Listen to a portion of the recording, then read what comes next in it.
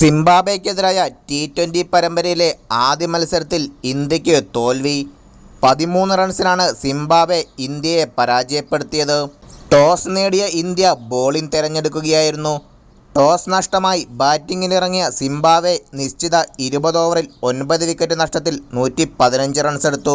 സിംബാബ്വേക്ക് വേണ്ടി മദവരെ 22 പന്തുകളിൽ 21 റൺസും ബെന്നറ്റ് 15 പന്തുകളിൽ 22 റൺസും മയേഴ്സ് 22 പന്തുകളിൽ 23 റൺസും റാസ 19 പന്തുകളിൽ 17 റൺസും മദന്തെ 25 പന്തുകളിൽ 29 റൺസും സ്കോർ ചെയ്തു.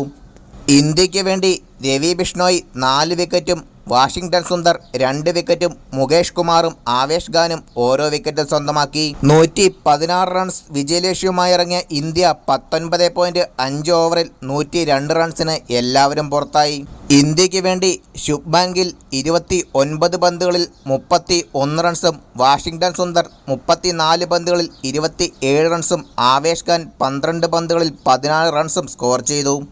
സിംബാബ്വേക്ക് വേണ്ടി സിക്കന്ദർ റാസയും ചദാരയും 3 വിക്കറ്റ് വീതം സ്വന്തമാക്കിയപ്പോൾ മറ്റുള്ളവർ ഓരോ വിക്കറ്റ് സ്വന്തമാക്കി. 19 പന്തുകളിൽ 17 റൺസ് എടുക്കുകയും 3 വിക്കറ്റുകൾ സ്വന്തമാക്കുകയും ചെയ്ത സിംബാബ്വെ ക്യാപ്റ്റൻ സിക്കന്ദർ റാസയാണ് മത്സരത്തിലെ player of the match. Video അവസാനിക്കുന്നു. കൂടുതൽ ക്രിക്കറ്റ് അപ്ഡേറ്റുകൾക്കായി ചാനൽ മറക്കാതെ സബ്സ്ക്രൈബ് ചെയ്യുക.